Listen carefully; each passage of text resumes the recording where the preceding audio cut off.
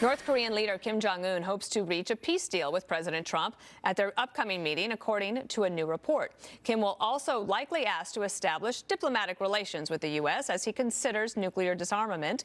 CIA Director Mike Pompeo says the meeting could pave the way for change. President Trump isn't doing this for theater. He's going to solve a problem. And so the location of the meeting will determine the exact timing of the meeting. The president and the team will figure out. But what's most important is what's discussed. And the clarity and the strength and resolve of this president and this administration to achieve the outcome that Americans so desperately deserve. Let's bring in the author of Dear Reader, the unauthorized autobiography of Kim Jong-il, Michael Malice. Thank you for being here today. I've been wanting to talk to you about this.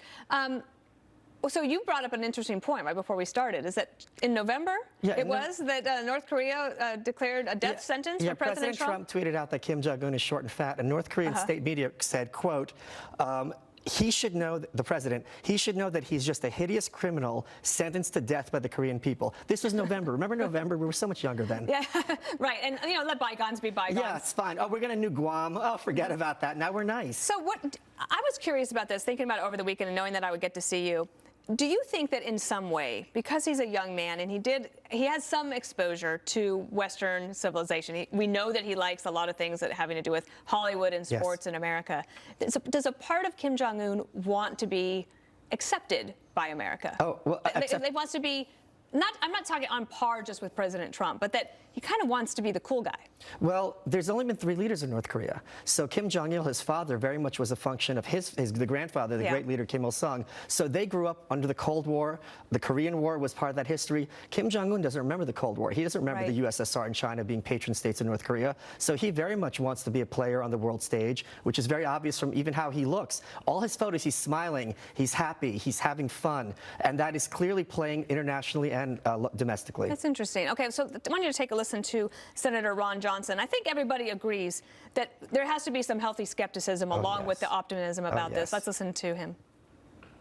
Let's not be snookered again. Let's not be Charlie Brown to North Korea's Lucy. I think talking to people is never a bad idea, as long as you maintain that pressure. I've never quite understood, the enormous diplomatic gain by just sitting down and talk to somebody, as long as you maintain the pressure. So I'd rather talk to people to prevent any kind of miscalculation.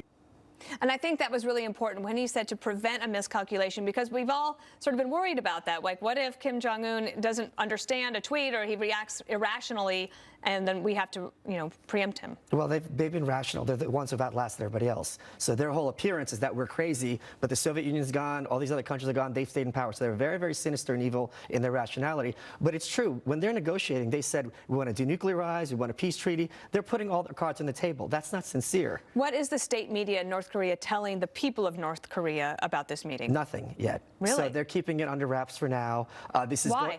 It's going to be interesting how they spin it, especially if the meeting involves Kim Jong-un leaving North Korea, because his father, Kim Jong-il, always boasted, all these leaders come to me to kiss my ring. Why would I have to leave Pyongyang? So this would be a break with precedent. Where do you think the meeting should be held? China or Russia, which are both close enough to both countries that they would have an air of neutrality, and close enough that Kim Jong-un wouldn't be hard for him to travel. And what do you think that we should try to push for denuclearization, yes, but when it comes to the humanitarian crisis? Close the concentration camps. If we got to bribe them to free those 200,000 people who are under slave labor, including children who are being starved for political purposes, close the camps. They don't have to acknowledge that they have them. Just do it. Interesting. Okay. We'll talk about that. Michael Malice, thank you very much. You are looking at the White House brief.